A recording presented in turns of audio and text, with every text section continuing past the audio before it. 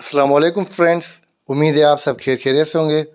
Video start करने से पहले अगर आपने मेरे यूट्यूब चैनल को सब्सक्राइब नहीं किया तो अभी सब्सक्राइब कर लें। तो वीडियो शुरू करते हैं। नंबर 41 में कह रहा है the value of log 10 eight the base of radical 10 is. इस सवाल को हल करने के दो तरीके हैं। एक तरीका है चेंज द बेस रूल, इसके बेस को हम चेंज करके लिखें। इसके लिए हमारे पास फार्मूला है log a at the base of b is equal to log a upon log b। पहले इस तरीके से सोल्व कर लें।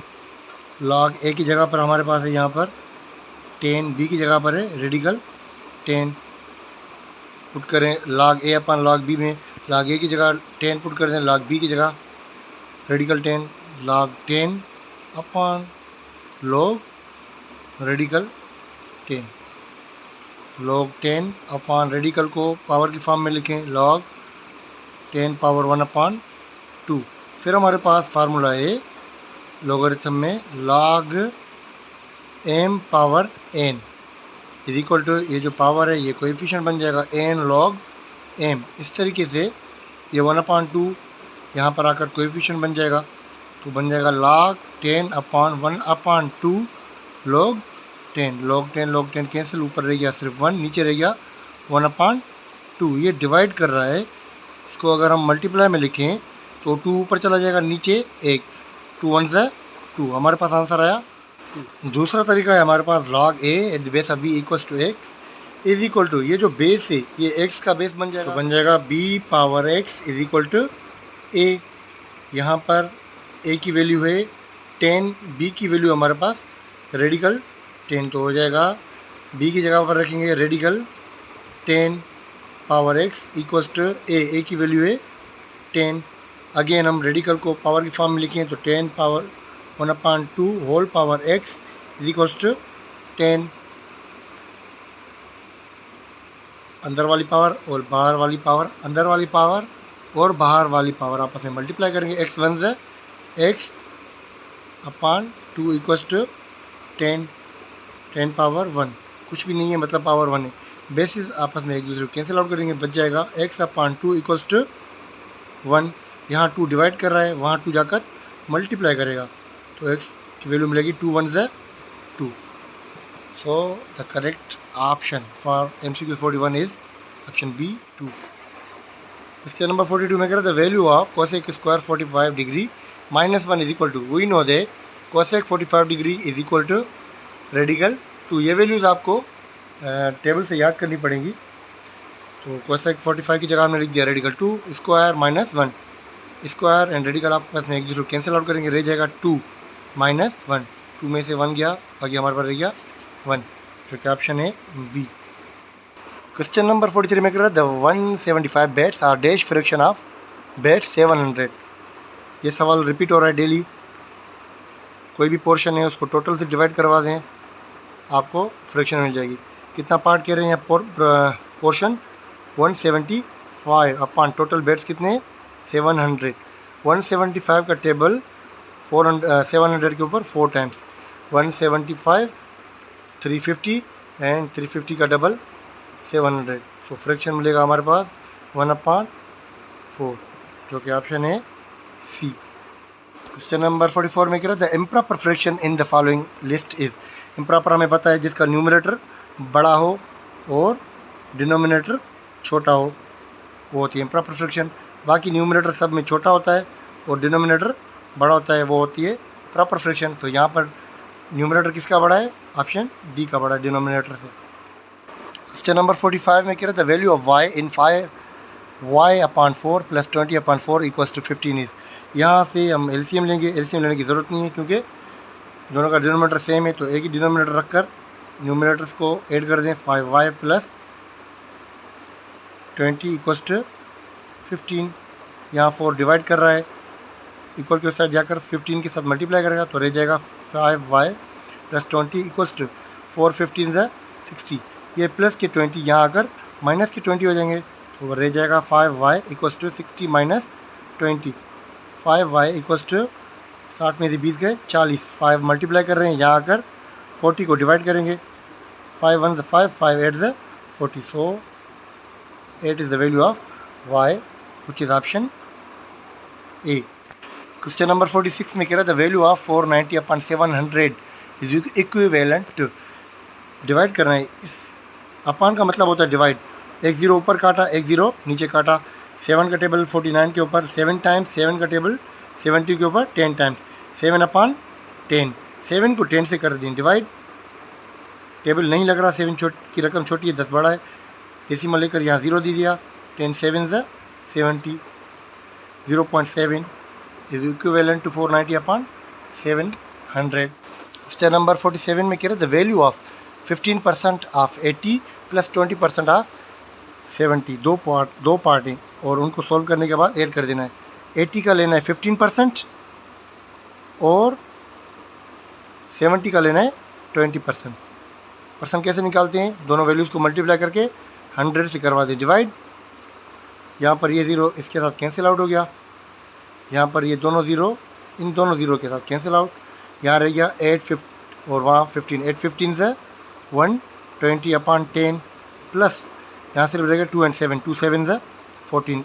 ज़ीरो फिर ऊपर और नीचे कट रहे हैं, हमारे पास रह गया 12 plus 14। 12 and 14 is equal to 26, which is option C. Question number 48 में कह रहा है 21 डेसिमल नंबर को बाइनरी में किस तरीके से लिख सकते हैं? डेसिमल में से अगर हम बाइनरी में जाएंगे तो 2 से कर देंगे डिवाइड। 2 का टेबल 10 टाइम्स 20, बाकी हमारे पास रिमाइंडर रह गया 1। 2 का टेबल 5 टाइम्स 10, रिमाइंडर 0, कुछ भी नहीं बचा। 2 5 10, 10 में से 10 के 0। 2 2 4, यहाँ बराबर पढ़ना है उतना ही, यहाँ थोड़ा छोटा, ज़्यादा छोटा नहीं। 2 4 और 2 2 4, 5 में से 4 गए, 1 रह गया। फिर 2 1 2, 2 में से 2 गए 0। हमारे पास क्या रह गया? यहाँ से ऊपर की तरफ वैल्यूज देनी 1 0 1 0 1, विच is option A. Question number 49 में कह रहा है the value of 12 upon 23 into 23 upon 27 into 27 upon 48। तीन वैल्यूज आपस में मल्टीप्लाई कर रही हैं।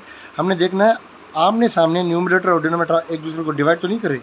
यहाँ पर 23 को डिवाइड कर रहा है 1 टाइम, 27 को 1 टाइम डिवाइड कर रहा है। अब रहेगा यहाँ 12, यहाँ 48। 12 का टेबल 12 के ऊपर एक मरतबा, 48 के ऊपर 4 टाइम। ऊपर से प्रोडक्ट्स रहेगी 1 1 1 को आपस में मल्टीप्लाई करेंगे तो 1, और यहाँ पर 1 1 1 1 4 4, 1 upon 4, which is option A. Question number 50 में कह रहा है if A set is equal to 1 2 3 6 and B set is equal to 2 4 5 7, then the difference A minus B is equal to. सबसे पहले ए का सेट रखें विच इज़ 1 2 3 6, डिफरेंस बी का set 2 4 5 7। जो मेंबर्स एक जैसे हैं वो एक दूसरे को कैंसिल आउट करेंगे, 2 and 2 एक दूसरे को कैंसिल आउट करेंगे। अब जो भी पहला सेट होगा, जो जो मेंबर उसमें रह गए, वही डिफरेंस में हमारा आंसर होता है। तो हमारे पास कौन से मेंबर रह गए? 1 3 and 6, विच इज़ ऑप्शन ए।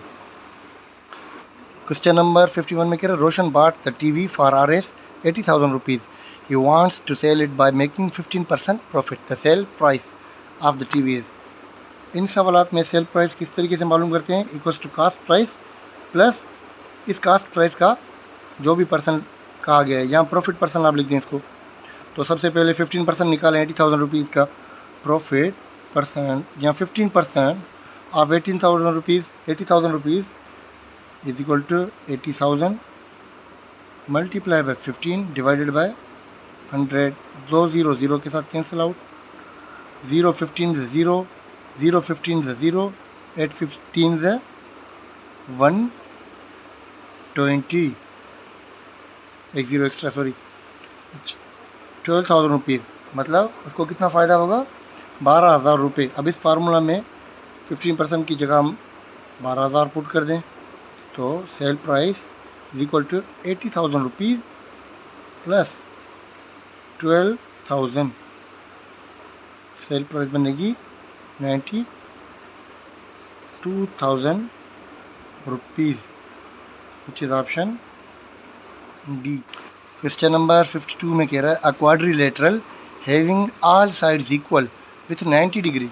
अब मेन जो चीज़ है वो है 90 डिग्री।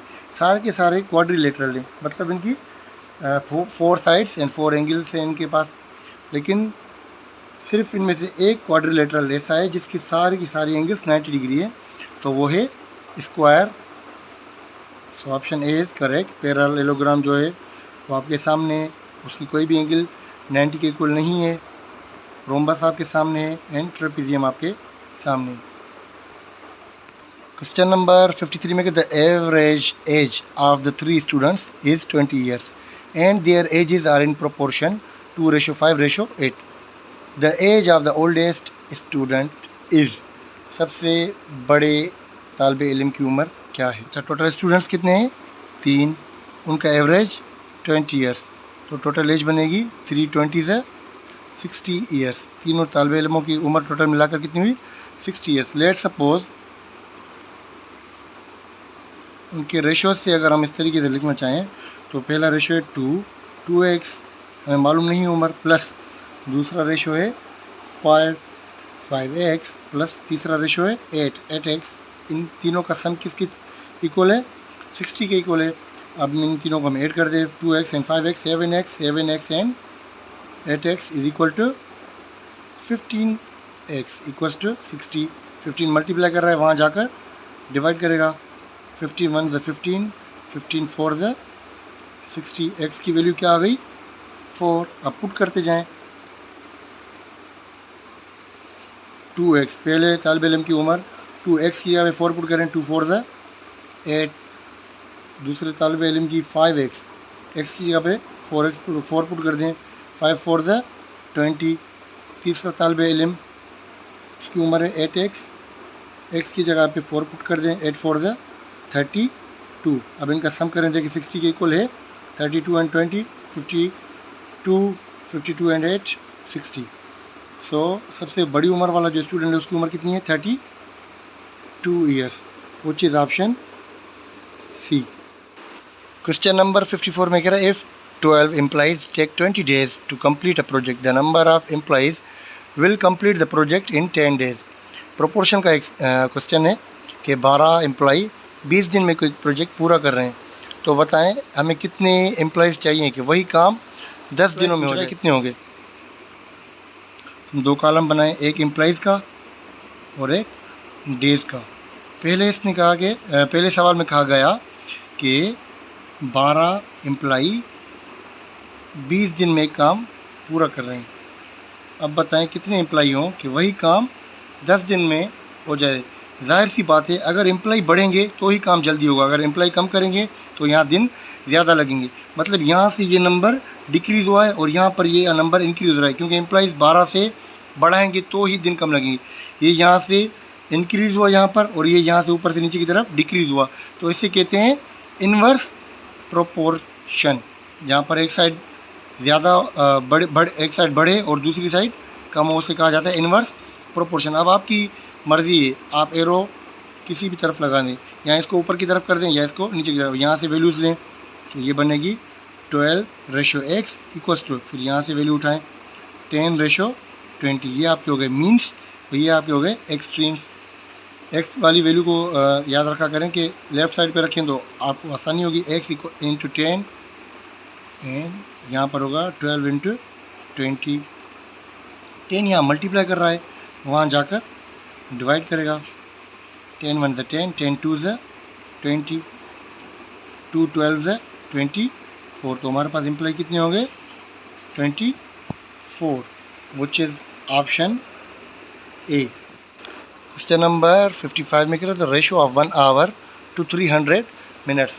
देखिए, रेशो में सबसे पहले तो इस बात का ख्याल रखा जाता है कि अगर कोई यूनिट बड़ा है और दूसरा यूनिट छोटा है तो हम बड़े यूनिट को छोटे यूनिट में कन्वर्ट करेंगे।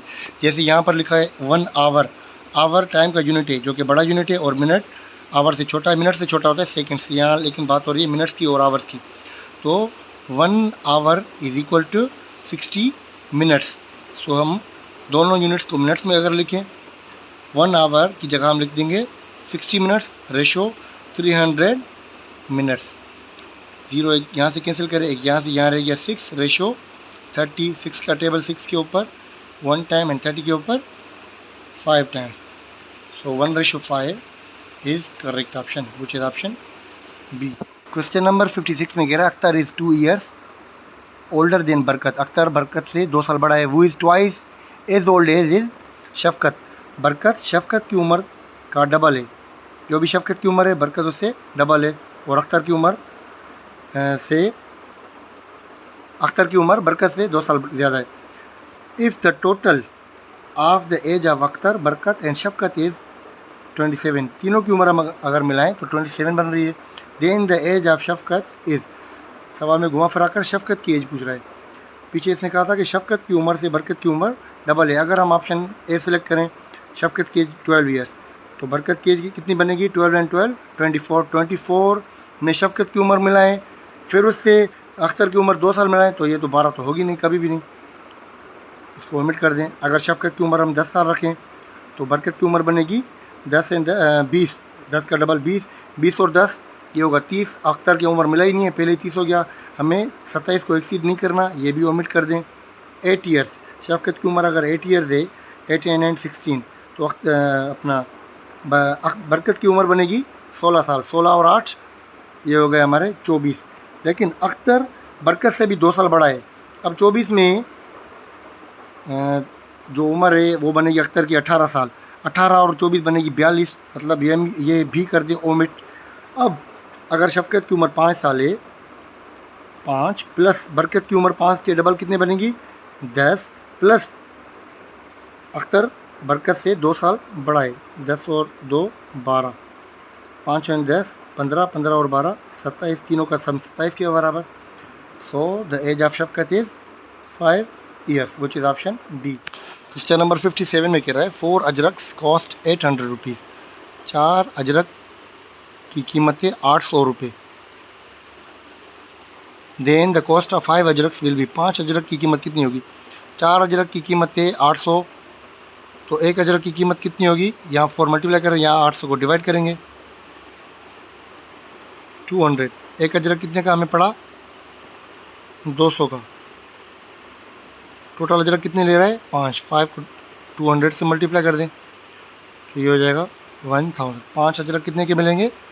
1000 के, विच is option D. Question number 58 में कह रहा है द ग्रेटेस्ट कॉमन डिवीज़र या HCF of 2 numbers is 11 while their least common multiple LCM is 66. If one of the numbers is 22 then the other number is, we know that product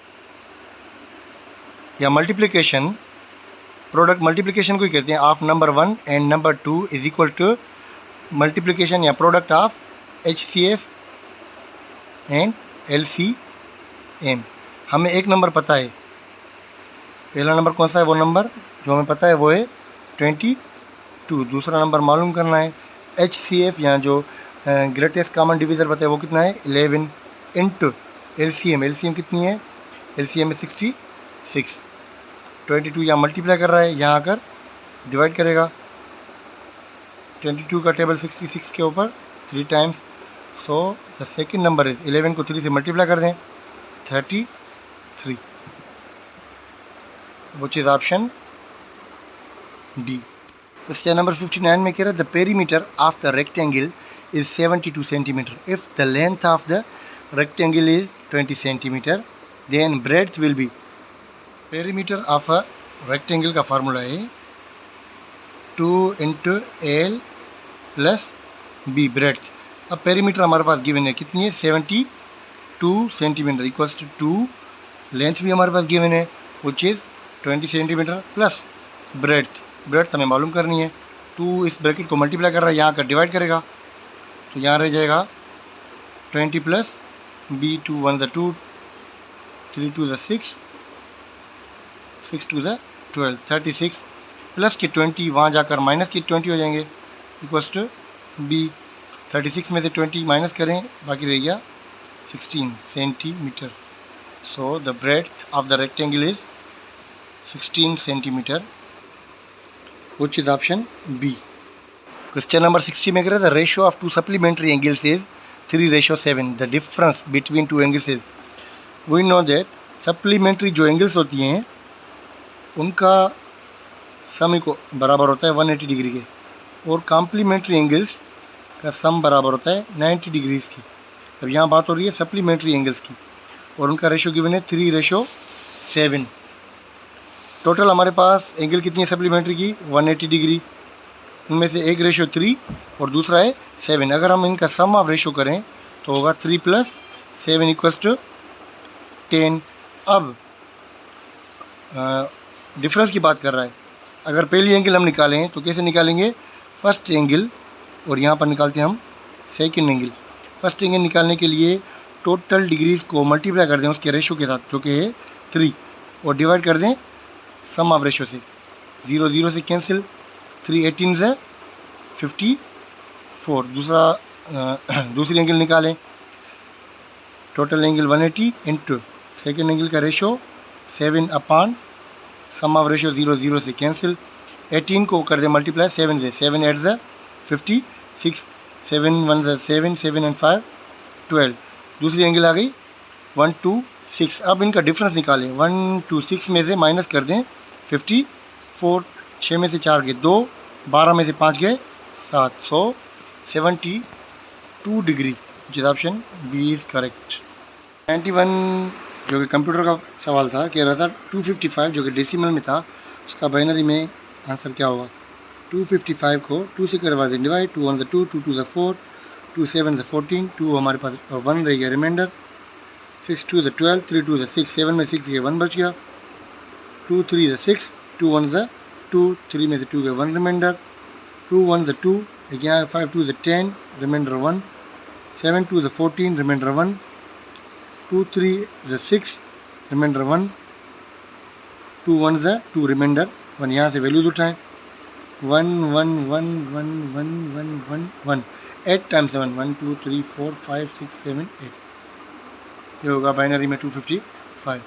question number 92 कह रहा है कि अब 1 and 8 times 0 in binary जो है वो decimal में क्या होगा।